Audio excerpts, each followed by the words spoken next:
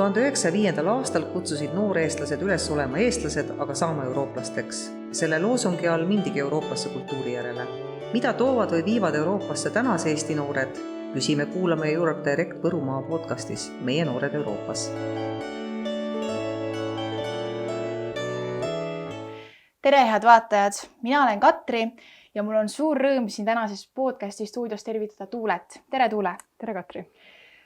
Tuule, kas sa tutvustaksid palun ennast minule ja meie vaatajatele natuke lähemalt? Kes sa oled, kus sa praegu tegutsed? Ja, olen Tuule Müürsepp ja tegutsen hetkel Šveitsis suurem osa ajast. Hetkel olen küll siin Võrumaal puhkamas. Olen üle minemas oma magistriõpingutelt siis doktorantuuri õpingutele Šveitsi siis Föderaalses Tehnikainstituudis ja õpin atmosfääriteaduseid seal. Kuidas tuli ühel noorel hingel selline mõte minna Šveitsi õppima just sellist teemat? See Šveitsi osa sealt on nii, et eks mul juba lapsena oli kogu aeg idee, et ikkagi ülikooli tuleb minna ja see osa, aga ka see välismaale ülikooli minek oli alati kuidagi väga elementaarne osa, et muidugi tuleb ühel päeval minna, et see tundus hästi loomulik minu jaoks, nii et sealt nagu see puhtalt välismaale mineku osa. Aga ma läksin siin Eestis Tartu Ülikoolis bakalaureuse õppima füüsikat ja seal sattusin oma bakalaureuse tööga siis atmosfääri teemadega tegelema ja sealt edasi siis otsisin lihtsalt endale sobiva ülikooli, kus selle teemaga väga tõsiselt tegeletakse ja nii ma jõudsin siis ETH Zürichisse Šveitsi. Aga kuidas sa oled seotud Võrumaaga? Kus sa kasvasid, koolis käisid? Olen pärit Antsla külje alt Kobelast ja oma esimesed siis põhikooli olin siis Antsla gümnaasiumis ja sealt edasi juba läksin Tartusse. Aga kui minna tagasi sinna Zürichi juurde, siis sa mainisid, et sa valisid selle ülikooli sellepärast, et seal tegeleti selle atmosfääri uurimisega. Kas oli veel mingi muu põhjus, miks sa tahtsid just minna Šveitsi, aga mitte näiteks kuskile mujale kultuuriruumi? Minu jaoks valik käis puhtalt selle järgi, et ma tahtsin oma erialaga tegeleda nii, et see oleks tõesti maailma tasemel ja sellepärast oli Zürich seal esimeste valikute hulgas. Olid veel mõned valikud, aga see juhtus pool kogemata või nii, et kuna Šveitsis olid need vastuvõtu tähtajad kõige varasemad, siis ma sain sealt kõige varem jaatava vastuse, nii et ma lõpuks ei jõudnudki kuhugi mujale kandideerima üldse. Et eks sellele on omamoodi ka kas saatuse käsimängus või et lihtsalt asjad pidid kulgema nii ja seetõttu ma lõpetasin seal Šveitsis. Kas sa võiksid natukene kommenteerida ka seda kandideerimise protsessi, et kui mõnel kuulajal tekib endalgi huvi, et tahaks minna kuskile välismaale ülikooli, siis kuidas see protsess välja näeb? Ja, eks mis minu jaoks kõige erinevam on just Eesti süsteemist on see, et kui ma Eestis bakalaurusesse kandideerisin ülikooli või siis gümnaasiumi lõpetades, see protsess oli ülimalt lihtne. Sa läksid oma sinna süsteemi, oma ID-kaardiga logisid sisse, tegid paar klõpsu ja sa said juba siis esitada avalduse. Nii super lihtne süsteem. Välismaale kõik see protsess hakkab vähemalt pool aastat varem. Et Šveitsi jaoks küll magistrikraadi, aga kui ma oleks tahtnud varem minna, siis see kõik algab oluliselt varem. Ja ka see on ilmselt see, mida paljud ei mõtle siit Eestis minna, kuna siin on see protsess nii lihtne, et tuleb kõvasti varem hakata tegelema nende asjadega.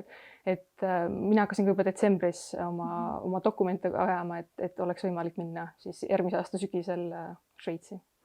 Aga mis need dokumendid oli, mida vaja läks näiteks sinul? No muidugi kõik need keskkooli lõputunnistused ja siis ka bakalaureuse toona siis, kuna see on aasta keskel, sa ei ole ju lõpetamisele veel liiga lähedal bakalaureuse lõpetamisele, et siis nad tahtsid hinnete väljavõtet ja sellised dokumendid. Sa pead tõestama, et sul on, mis su haridustee seni on olnud ja et kus sa praegu oled ja see on siis tõesti kas hinneteleht või siis mingisugune kindlam avaldus. Ja sa pead tõestama oma inglise keelt, et sa inglise keele tase on nii hea, et sa saad minna siis välismaale õppima. Ja see eeldas siis, et sa pead tegema inglise keele testi, et ei piisanud ainult sellest gümnaasiumi inglise keele eksamist, mida meil siin pakutakse. Aga enne neid ülikooli õpinguid oli sul ka mõni kokkupuude mõne Euroopa projektiga või mingeid suuremaid rännakuid Euroopasse? Ma olin sattunud paaril korraga ühe Erasmus pluss projektiga või toona siis Comenius projektiga mõnesse riiki, aga need olid tõesti lühiajalised ja ma ei mäletanud, et tol ajal mul oleks tekkinud soov, et ma nüüd tahan sinna riiki kohe kindlasti minna, vaid see pigem tekkis ikka hiljem ja kui ma teadsin, et esimene eesmärk oli see, et minna välismaale ülikooli, valida ülikool selle järgi, oma eriala järgi ja muidugi mängis ka see roll, et see riik peab ka sul ikkagi vähemalt kaugelt meeldima, sest kui sa seal varem käinud ei ole, siis sa tõesti ju ei tea ja lõpuks ka see elamiskogemus on ikkagi hoopis midagi muud ju, kui veeta paar päeva kas reisides või kuskil projektiga peres olles, et seda kunagi ei tea ju täpselt ette. Et ma olin küll aasta varem Šveitsis korraks käinud, näinud seal elu ja olu pisut, aga see ikkagi ei anna sulle tunnet, aga kui juba see esmamulje on hea, ja tunne on hea, et ja vaated meeldivad, siis on kindlasti vähemalt põhi olemas, et julged sinna riiki minna või proovida siis sinna riiki siis elama asuda. Kui sinu käest küsida näiteks 3 sellist julgustavat sõna mõnele noorele, kes võib-olla peas kuskil kuklas on, et tahaks minna, aga samas ei tea ka, kas see on õige rada, siis mis sa ütleksid mingi 3 julgustavat sellist märksõna, et miks ikkagi minna välismaale õppima? No, kas nüüd julgustava, aga esimene asi tuleb kindlasti kellegi käest küsida, et nende kogemuste kohta, et muidugi see välismaal elamine on kõik super ja mitte küll kõik super, aga sellest, et idee sellest on väga hea ja kõik need kogemused, mis sa sealt saad, aga kindlasti on ka mingid pahupoolt, mida sa ise ei tea enne, kui sa oled kellegi käest küsinud või seda läbi elanud.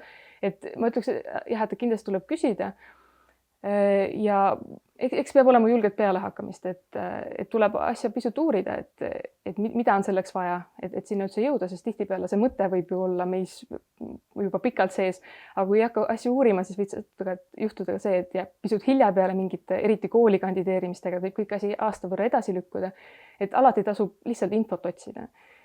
Ka mujalt siis allikates, mitte tõesti internetist otsida, et kuhu riiki minna ja mida seal riigis teha, et see kindlasti.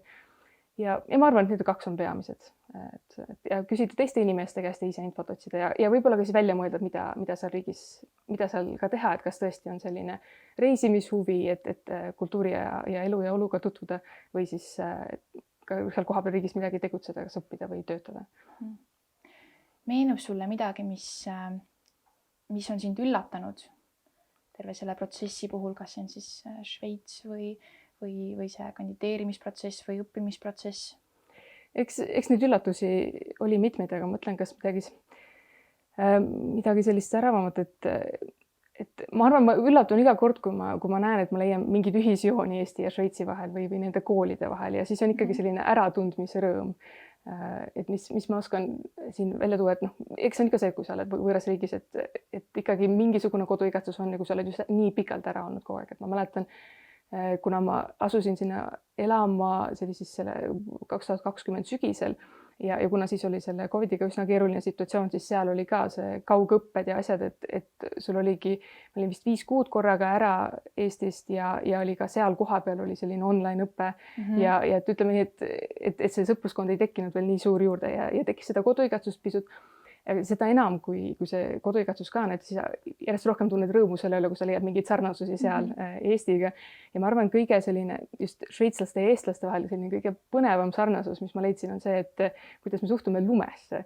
Et ma olin ka varem riikides käinud Saksamaal ja Tšehhis ja kui sa satud sinna mingisuguse lumesajuga, siis kõik asjad ei saa enam hakkama. Rongiliiklus seisab kõik suur katastroof. Ja Šveitsis, kui lund sajab, inimesed on õnnelikud. Lõpuks ometi on lumi maas ja selline elevus ja põnevus on sama näiteks lume suhtes, mis meil siin Eestis on. Et kõik on kohe väljas ja lumesõjad käivad ja selline.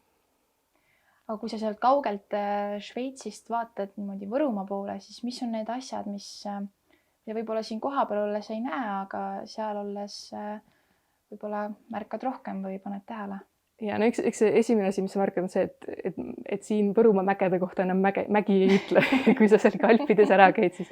Aga sõna küngas on väga armas nüüd ja need samad Võrumaa kuplid ja künkad on ikka armsad, olgugi, et nad on nii pisikesed, aga nad ikkagi iga kord, kui sa Alpides ka tagasi tuled, siis on siin ikkagi väga vahva näha neid väikseid kupleid. Et see on sihuke, jah, mis on minu jaoks nagu natuke uue perspektiivi loonud ja vaata, et veel Võrumaa on armsamaks saanud, kui ta enne oli. Aga kas on ka midagi sellist, mis on Eestis paremini, kui on Šveitsis?